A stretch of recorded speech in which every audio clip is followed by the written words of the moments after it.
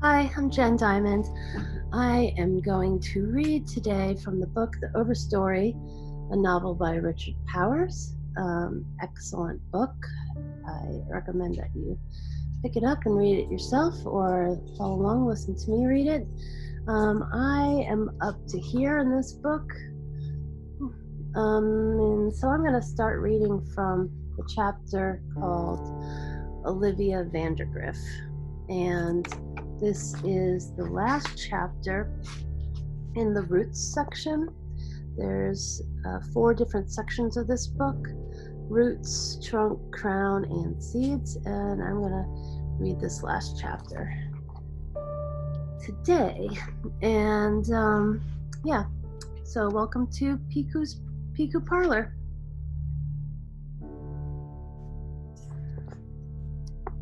Olivia Vandergriff. Snow is thigh high and the going slow. She plunges through drifts like a pack animal. Olivia Vandergriff back to the boarding house on the edge of campus. Her last session ever of linear regression and time series models has finally ended. The carillon on the quads peals 5. But this close to the solstice, blackness closes around Olivia like midnight. Breath crusts her upper lip. She sucks it back in, and ice crystals coat her pharynx. The cold drives metal filament up her nose. She could die out here, for real, 5 blocks from home. The novelty thrills her. December of senior year, the semester so close to over. She might stumble now, fall face first, and still roll across the finish line. What's left? A short answer exam on survival analysis, final paper in intermediate macroeconomics, 110 slide IDs and masterpieces of world art, her blow-off elective. 10 more days plus 1 more semester and she's done forever. 3 years ago, she thought actuarial science was the same as counting. When the counselor told her it dealt in the price and probability of uncertain events, the rigor combined with the ghoulishness made her declare, yes, please. If life demanded a slavish commitment to one pursuit, there were things to commit to than there were worse things to commit to than calculating the cash value of death. Being one of 3 females in the program also gave her little frisson, a kick to defy the odds. But the kick has long since gone limp. She's taken the National Society of Actuaries preliminary exam 3 times and failed all 3. Part of the problem is aptitude. Part is the sex, drugs, and all-night parties. She'll get the degree. She can still manage that. If not, she'll sample whatever opportunities disaster presents. Disaster is, as actuarial sciences prove, and Olivia reassures her overly concerned friend, just another number. She turns the corner onto Cedar in the half-dark. Other students stumbling under the weight of their own backpacks, have beaten trails through the snow, clumping around the first walkers' mostly terrible guesses. Beneath the fresh drifts, cracked sidewalks, right up over bulging tree roots in the world's slowest seismic waves. She looks up. Although she'll miss precious little when she leaves the shit-kicking backwater, she does love the street lamps. Their gilded age, cream-colored globes look like still candles. They light a soft path through the students' rentals all the way to her own rambling American Gothic. Once some surgeon's mansion, now chopped up into private cubbies with 5 separate fire escapes and 8 mailboxes. Lit by the street lamp in front of her house is a singular tree that once covered the earth. a living fossil of one of the oldest, strangest things that ever learned the secret of wood. A tree with sperm that must swim through droplets to fertilize the ovule. Its leaves vary as much as humans' faces. Its limbs, in the street light, have the extraordinary profile lined with bizarre, short-sighted spurs that make the tree unmistakable, even in winter. She has lived under the tree for a whole semester and doesn't know it's there. She passes it again tonight without seeing it. She stumbles up the heavy, snowy steps into the dark hall full of bicycles. She shuts the front door behind her, but the frigid air keeps pouring through around the seams. The light switch teases her from across the foyer. 6 steps into the black gauntlet, Olivia slits her ankle on a derailleur. Her curses echo up the stairs. She has raged against the bike at house meetings all semester long, but here the bikes are, despite all the house votes. Her frozen ankle gouged and smeared with bike grease, and her enraged sense of justice shouting, "Shit, shit, shit!" Nothing matters. 5 little months and life will begin. Even if she's still living in the rented squalor in a cold water apartment over a breakfast dive where she waitresses, all the forthcoming crimes and misdemeanors will be gloriously hers alone. Someone snickers at the top of the stairs. Everything all right?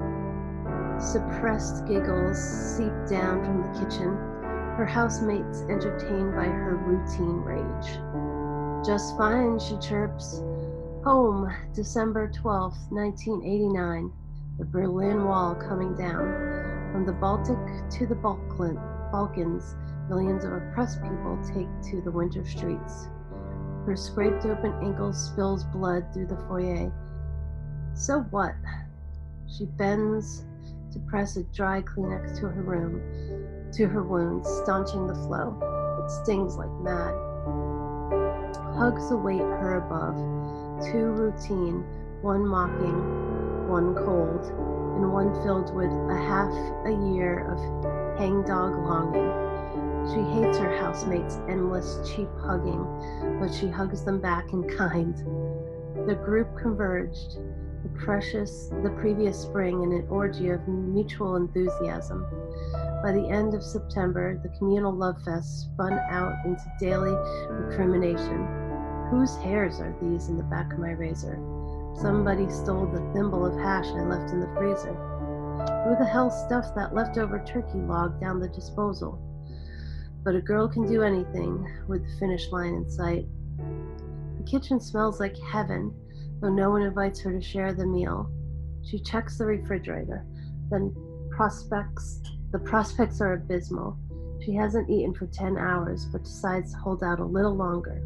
If she can wait to eat until after her private party, eating will be like dancing with demigods. "Got divorced today," she announces. Scattered cheers and clapping. "Took you long enough," says the least favorite of her former soulmates. "True, been getting divorced for longer than I was married." "Don't change your name back. This one's much better." "What were you thinking anyways, getting married?" "That ankle looks bad. You should at least clean off the grease." Another round of stifled giggles. "Love you guys too." Olivia steals the bottle of somebody's nut brown ale, the only thing in the refrigerator not rancid, and squirrels it away into her rehabbed attic room. There in bed, she knocks back the contents of the bottle without lifting her head. Acquired talent. Grease and blood from her ankle smear the bedspread.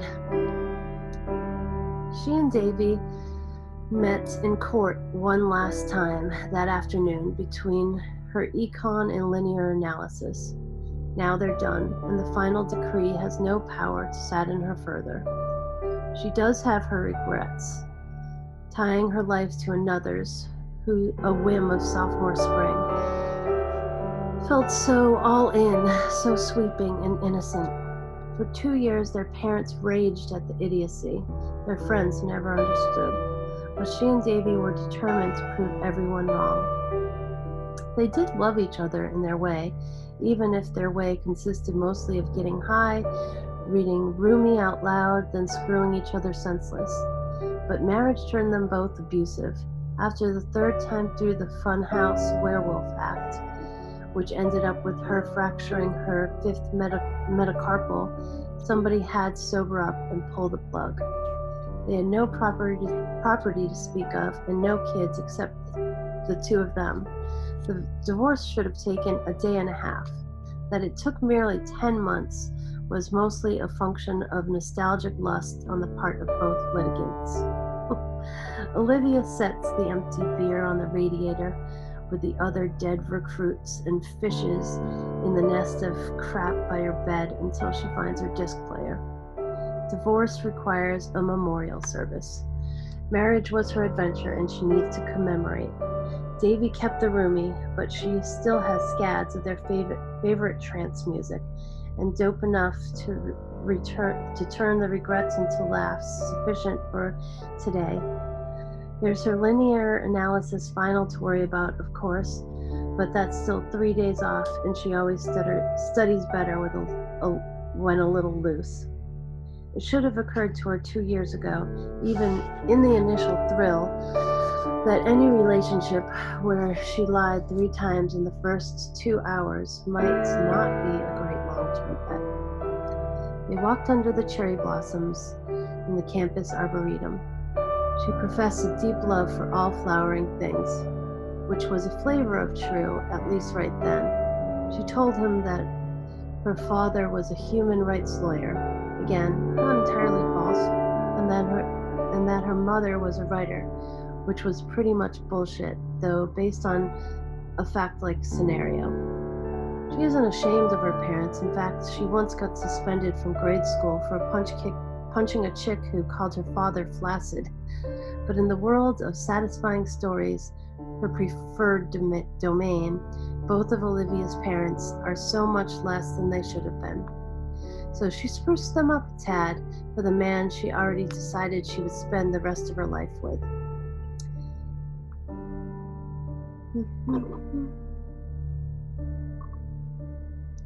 Davy lied too. He claimed he didn't need to graduate, that he'd done so well on the civil service exam that the State Department had offered him a job. The fib was outrageous enough to be kind of beautiful. She didn't have a thing for fantasists. Later, under the cherry blossom snow, he'd flashed her the little Victorian tin with the mustache waxed ad on the top and the 6 long, thin bullets of weed inside. She'd never seen anything like it except in a high school anti-drug film. And soon enough, she was sold on the fine art of hang gliding above the busy earth.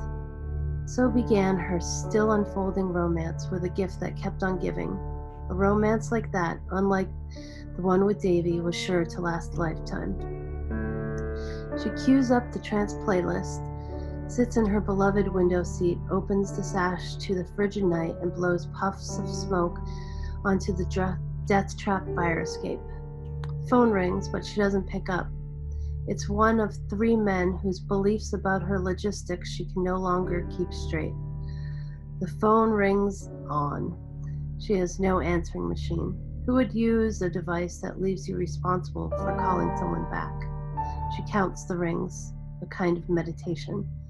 A dozen summons, while she blows 2 fat puffs of hash cloud into the frozen outdoors. The crazy persistence narrows down the caller until she knows. It can only be her ex checking in, hoping to mark the occasion with one last loving brawl. The psychosexual awakening of little Olivia. So much more education than she signed up for when she came to town. She arrived on campus 3 years before with a teddy bear, a hairdryer, a hot air popper, and a high school varsity letter in volleyball. She means to leave next spring with a crater-strewn transcript, 2 tongue studs, a florid tattoo on her scapula, and a scrapbook of mental travels she could have never imagined. She's still a good girl of sorts. The plan is simply to be a semi-bad girl for a few more months. Then she'll straighten up, fly right, and head westerly where all good fuck-ups always head. Once out there, wherever there is, there'll be plenty of time to figure out how to salvage her bungled degree. She can be ingenious when required and knows how to make herself more than cute with a little application. Things are happening. The world is cracking open. She might check out Berlin now that the future is headed that way. Villainous Warsaw, someplace where the rules are being hammered out from scratch. The music pelts her deltoids and takes her brain out for a lazy adult swim. Spiders set up a colony under her skin. When she places a palm on her thighs, the push of it keeps gliding all the way out to the idea horizon. Soon the beautiful brainstorms come, the one that links up in front of her eyes and makes the whole massive human story so lovely and self-evident. The universe is big, and she's allowed to fly around through the nearby galaxies for a while, zapping things for fun, if she doesn't abuse her powers or hurt anyone. So does she love this ride. Then the tunes start, the inner ones. She shuts off the disc player and tries to figure out how to cross the ocean of room. When she stands, her head keeps rising, straight up into a whole new layer of being. Her laugh propels her, helps her balance, and she sails across the floorboards, her tits glowing like precious pearls. After a while, she gets to where she was going and holds still for a minute, trying to recall why she needed to get there. Hard to hear anything over the magic melodies of her own devising. She sits at her chipboard student desk and fishes out her song notebook. Real musician notation reads to her like so much secret writing, but she has devised her own system for preserving the tune that will come to her while stepping out. Line, color, thickness, and location all encode a record of the gift melodies, and the next day, after her buzz wears off, she can look at these scribbles and hear the music all over again, like copying a contact buzz for free. Tonight's tune pushes her back into the chair as a band of unknown instruments play the song the angels will play for God on the night he decides to bring everybody home. It's the best inner soundtrack she has ever managed, perhaps the best thing she's done with her entire life. She starts crying and wants to call her parents. She wants to go back down into the rooming house and embrace her housemates, this time for real. The music says, "You don't know how brilliantly you shine." It says something is waiting for you, the clean, perfect thing you've wanted since childhood. Then that haloed bliss turns ridiculous, and she laughs, a little wildly, at her own wasted soul. But the tune and the bliss leave her tingling all over. The idea of a hot shower takes a religious urgency. Her rigged-up bathroom, carved out of the same attic as her bedroom, sports a skin of frost inside its north wall. The secret is to run the hot water before disrobing. By the time she gets into the do-it-yourself shower, she's faint from hunger, and the bathroom air is a paisley swirl of fire and ice. She looks down. The floor of the stall fills with bloody lather. She screams. Then she remembers. She sliced her ankle. As she soaps the oozing wound, the giggles come again. Humans are so frail. How have they survived long enough to wreak all the shit they have? The cleaning still stings like hell. The gash is jagged and ugly.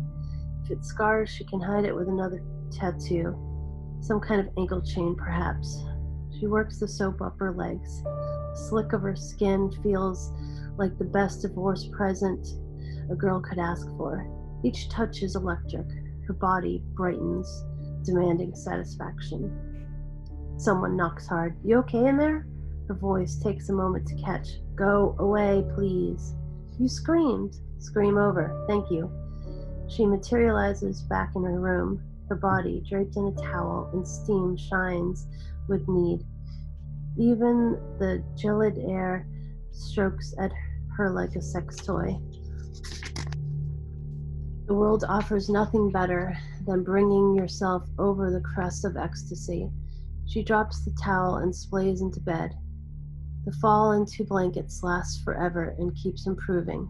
She reaches up into the shade of the floor lamp to shut it off and plunges herself into delicious darkness. But as her lamp hand pats for the switch on the cheap socket, all the current in the subcode house enters her limb and pours into her body. Her muscles close around the jolt in some science experiment, clamping her hand around the electricity that's killing her. She lies there, naked, wet, convulsing, her hand snaked up into the air, trying to force the word help from the bottom of her lungs out through a mouth that the voltage locks rigid. She manages to birth up one ambiguous moan before her heart stops. Down below, her housemates hear the cry, her second of the night. The sound's raw intimacy makes them blush. Olivia, says one, smirking. Don't even ask. The whole house dims the moment she dies.